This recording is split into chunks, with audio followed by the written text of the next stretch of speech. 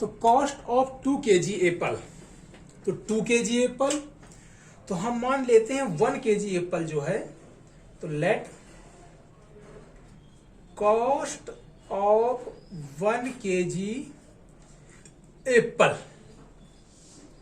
Equal to X, ऐसा हमने assume किया है।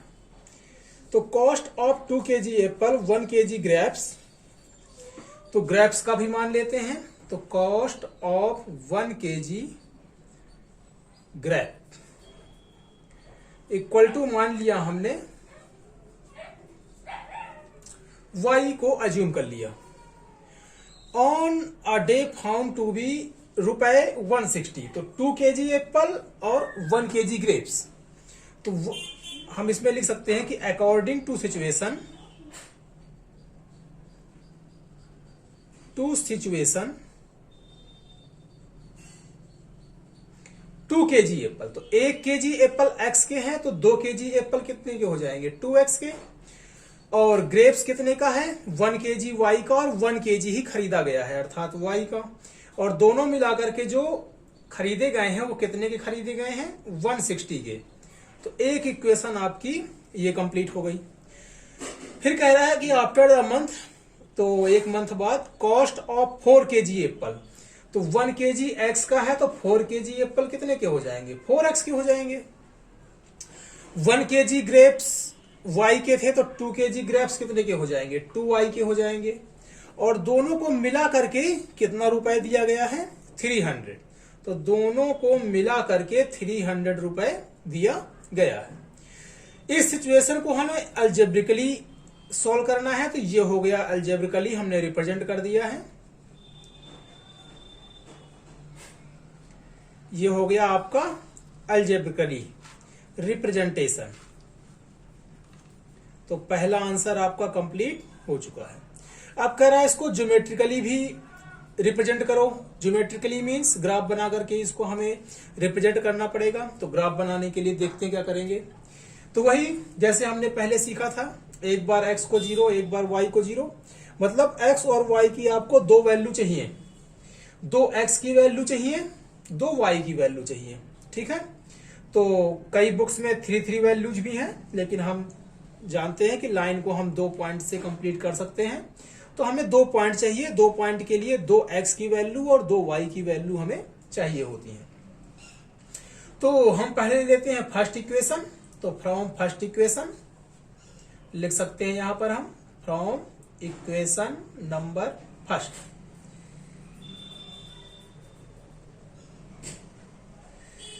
तो वैसे तो आप x और y की कोई सी भी वैल्यू ले सकते हो, लेकिन हम सिंप्लिसिटी के लिए अधिकतर x को 0 और y को 0 ही पुट करते हैं। तो यहां भी हम वही काम करेंगे।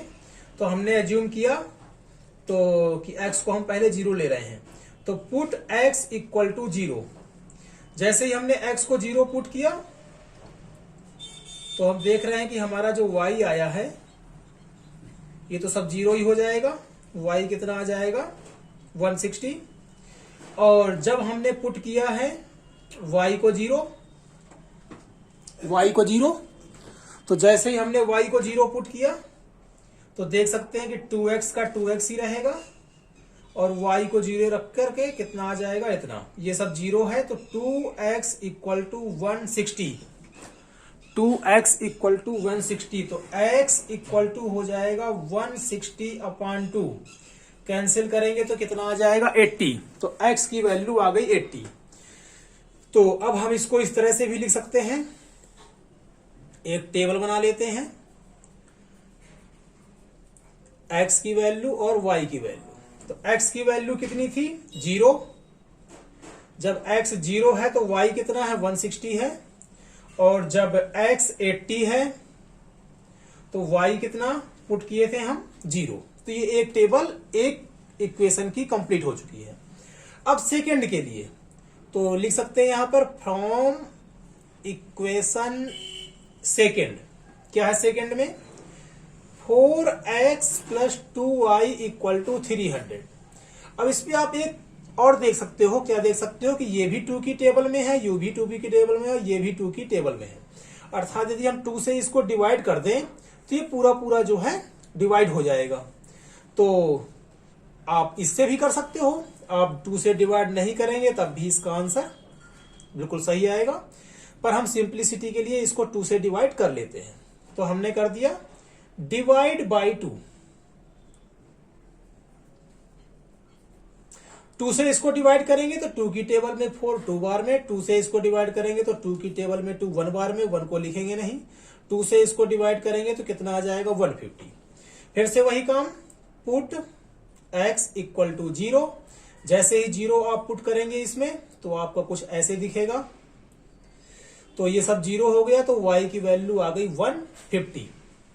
सेकेंड पे आप पुट करेंगे y इक्वल टू 0। जैसे ही आप y को 0 पुट करेंगे तो आपका आ जाएगा इसमें 2x प्लस 0 इक्वल टू 150। तो x की जो वैल्यू आएगी ये तो सब 0 हो जाएगा, तो 150 और 2 कहाँ जाएगा नीचे, अर्थात इस तरह से आप एक टेबल फिर से बना सकते हैं। x y, जब आपने x को 0 लिया है तो y कितना आया है आपका 150। जब आपने आपका x 75 आया है तब आपने y क्या पुट किया था 0। तो इस तरह से आपकी 2 टेबल जो है कंप्लीट हो चुकी हैं। अब सीधे सीधे इसका ग्राफ ही हमें कंप्लीट करना है। ग्राफ कंप्लीट कर देते हैं। अब आप देख सकते हैं पहले वाले इसको देखते हैं हम, कि यदि आप 1 2 3 करके लेंगे तो 160 देख सकते हो आप, 160 कहाँ आएगा, तो 1 तो ले नहीं सकते। 10 10 का गैप ले लें, 10 10 के गैप में ये तो 8 बार में आएगा, ठीक है, लेकिन ये आएगा 16 बार में, क्योंकि 10 से डिवाइड करेंगे तो ये 16 आएगा। बहुत ज्यादा गैपिंग हो जाएगी, 16 काफी दूर तक जाएगा। तो हम ले लेते हैं 20 20 का। तो x और y दोनों को हमने 20 20 1 सेंटीमीटर इक्वल टू 20 ले लिया है, कि 1 सेंटीमीटर जो है वो 20 को रिप्रेजेंट कर रहा है। ऐसा हमने स्केल ले लिया है। तो कर देते हैं x 0 मतलब यहां पर, y कितना 160, तो y ऊपर की ओर होगा, 20 20 करके लेना है हमें। तो 20 40 60 80 100 120 140 और लास्ट आ गया आपका 160, अर्थात यहां कहीं पर होगा। x 0 है तो y कितना है 160। सेकेंड है x आपका 80, तो 20 40 60 और ये हो गया आपका 80। तो x है 80, y है 0, मतलब ना तो y ऊपर जाएगा ना y नीचे आएगा, तो सीधी सी बात है यहीं पे रहेगा। और इसको कर देंगे हम ऐसे ज्वाइन, तो ये बन गई आपकी पहली इक्वेशन का ग्राफ। कितना है 2x plus Y equal to 160। ये फर्स्ट का कंप्लीट हो गया है। तो फर्स्ट लाइन के लिए जो स्केल माना था हमने वो ये है। और सेकंड पे आते हैं, तो सेकंड को भी हम देख सकते हैं कि 10 10 करके लेंगे तो ये 7 से ऊपर जाएगा, ये 15 से ऊपर जाएगा, तो ये भी काफी बड़ा हो जाएगा। तो इसको भी हम 20 20 करके ही ले रहे हैं। तो इसका स्केल भी यही रहेगा, वैसे यही स्केल लेना ही पड़ेगा हमें। तो देख लेते हैं, x है 0 मतलब यहां पर और y कितना है 150, तो y को लेते हैं 150। तो 150 आप देख सकते हो इन दोनों के बीच में आएगा, 140 और 160 के मतलब इधर कहीं आएगा। आप इसको ऐसे रिप्रेजेंट भी कर सकते हैं कि ये कितना है 150 है। सेकंड है आपका x75। x75 कहां मिलेगा आपको, यहां पर मिलेगा।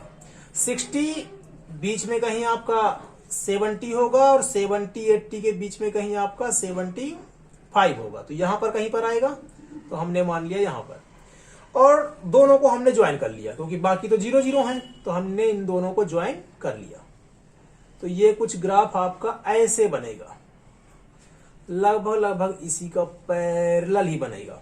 ठीक है, अब पैरेलल की कंडीशन आप शायद अगली एक्सरसाइज में पढ़ेंगे, नहीं तो पैरेलल से भी चेक कर सकते थे। मैं चेक कर लेता हूं इसको।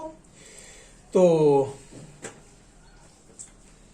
पैरेलल के लिए कंडीशन 2/4 मतलब कैंसिल करके 1/2 आएगा, ये भी है 1/2। ठीक है, और ये दोनों इक्वल हैं और ये दोनों इक्वल नहीं होंगे। 160 ये 16/30 और ये 2 से, तो 8/15 ये नहीं होगा। मतलब पहला पहला वाला आपका जो है वो ग्रुप इक्वल है और दूसरा वाला आपका इक्वल नहीं होगा इनके, अर्थात ये पैरेलल लाइन ही है। तो हमारा ग्राफ भी सही है, ये पैरेलल लाइन का ही ग्राफ था जो अभी आप शायद 3.2 पर पढ़ेंगे। और पैरेलल लाइन ही बनी हुई है, ये एक दूसरे को कट नहीं करेंगी, टच नहीं करेंगी और इंटरसेक्ट नहीं करेंगी अर्थात, और बस एक दूसरे के बिल्कुल पैरेलल ये चलती ही रहेंगी। तो इस तरह से हमारा ये ग्राफ एकदम राइट है।